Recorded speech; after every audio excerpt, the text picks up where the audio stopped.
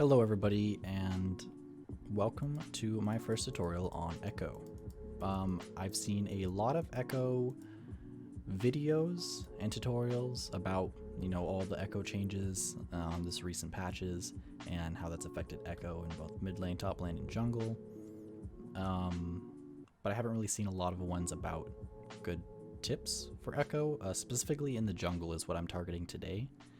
And it's all about improving your clear speed, improving sustain in the jungle, and that's about it.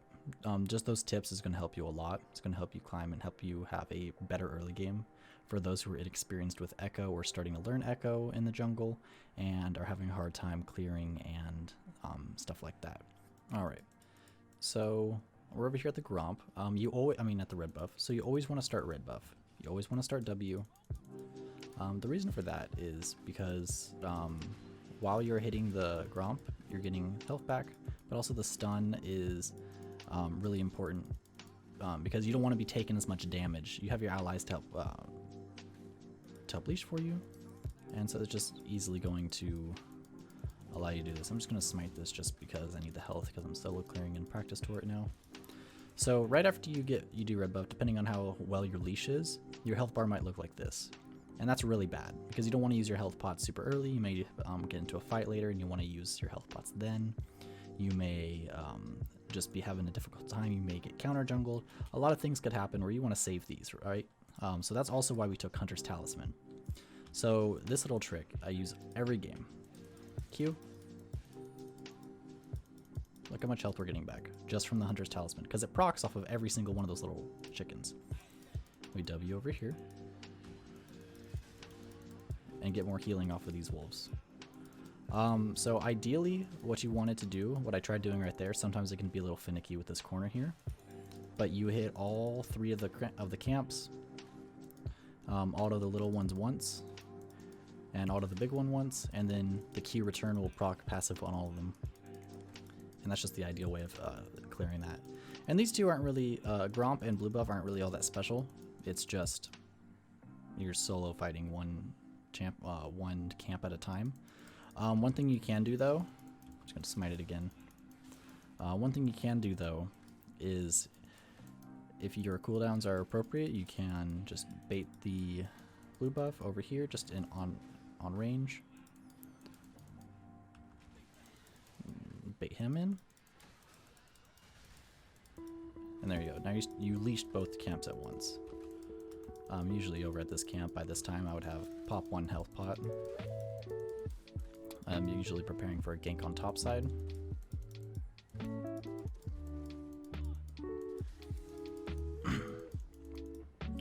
And so that's like your basic clear. If we're going to have Ekko be clearing these right here, the little chickens. I usually throw a key out, W right afterwards. You can kite them. You can pop all of them once, and then your Hunter's Talisman damage, get them really low. And see, they start killing themselves from the damage from Hunter's Talisman. So you don't have to worry about finishing off or last hitting those minions, those chickens. And then if we're going to go over here. So when I'm clearing these, I like to go just W, Q, E in, easy. The Q starts the leash, so it starts the damage on them, and also it lowers the cooldown between the next time that you're going to use your Q.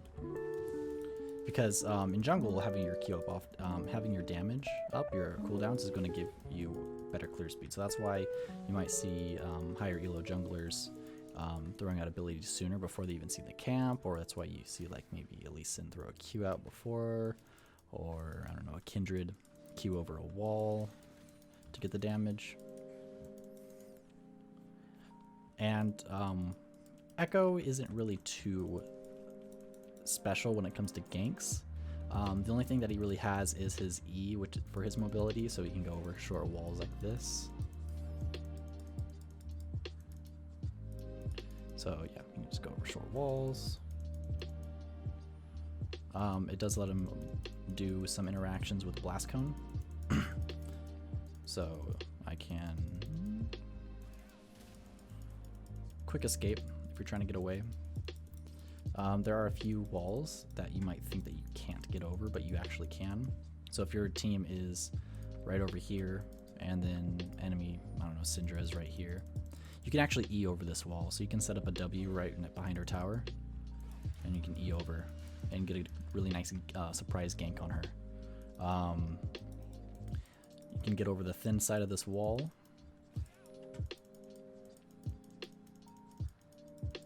You can get over the thick side of that wall. The other wall is a little trickier. You can get over on this side, but I have some trouble sometimes getting over this wall.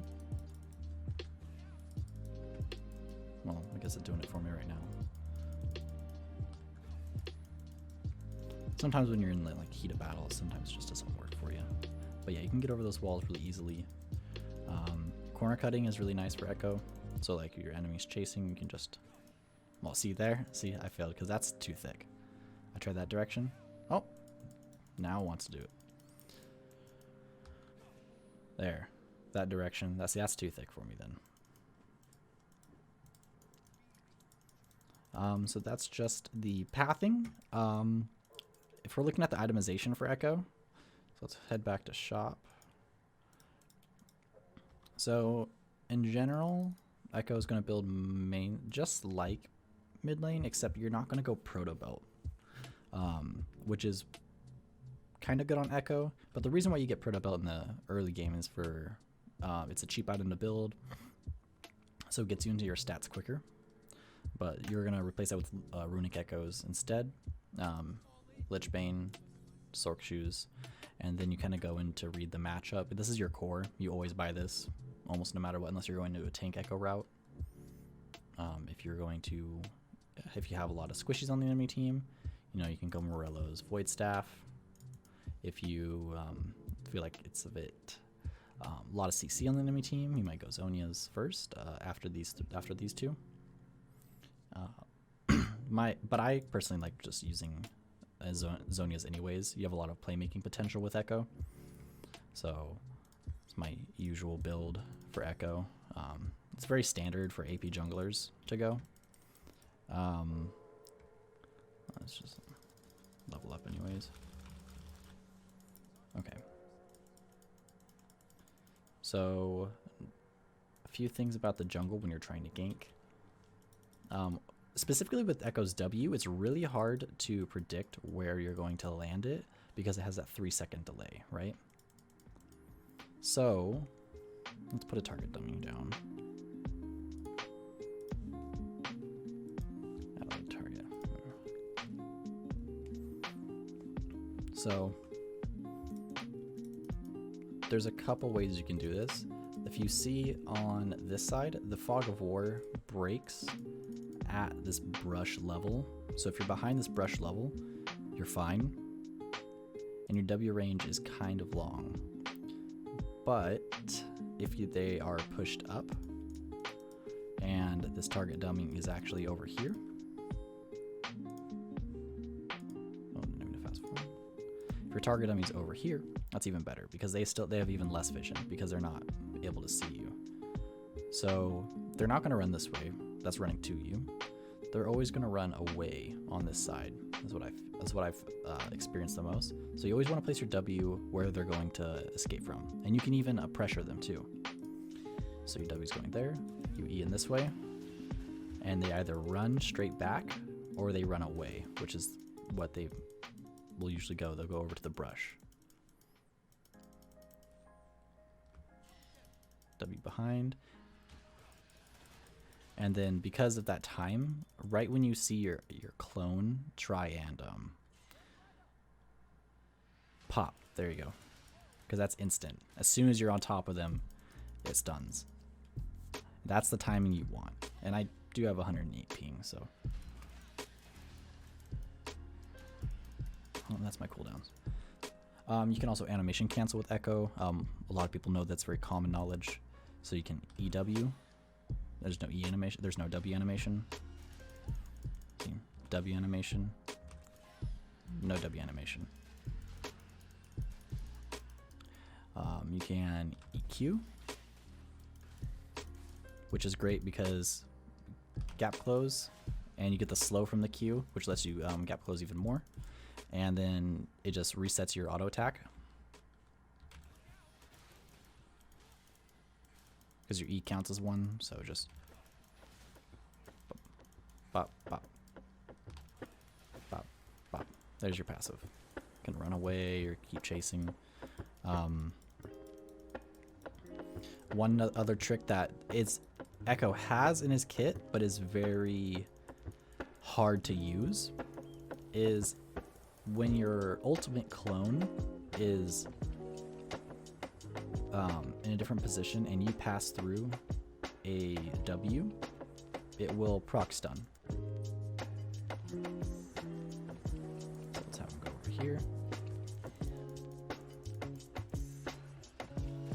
Even if I pass through it, I stun.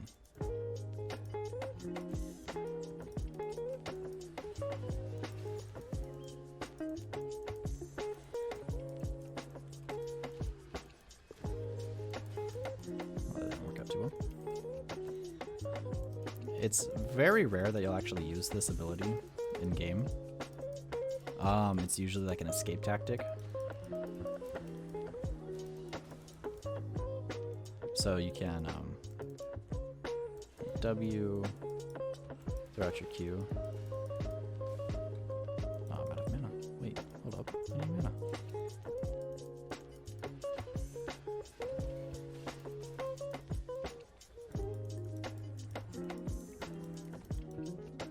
And then there's the classic damage, so ult. So that one's really nice because if you can just land the Q right on top of them, it will stay in place, which counts as another tick. So we just let that passive run off. Let the clone follow. Instant passive proc. And that did over 2,000 damage with these items and it having a ton of MR and magic resist. Hey everybody, I just wanted to say thank you for coming by and watching the video. If you took away something from this, go ahead and give me a like. And if you want to see more content like this, feel free to subscribe to the channel, as I'll be posting more content like this, more tips and tricks, and some more montages that I've been neglecting to put onto the channel. So that'll be it for me today. And if you think there's something that I missed, leave a comment down in the comment section below, and maybe I'll put that into a video in the future. Thank you. Bye-bye.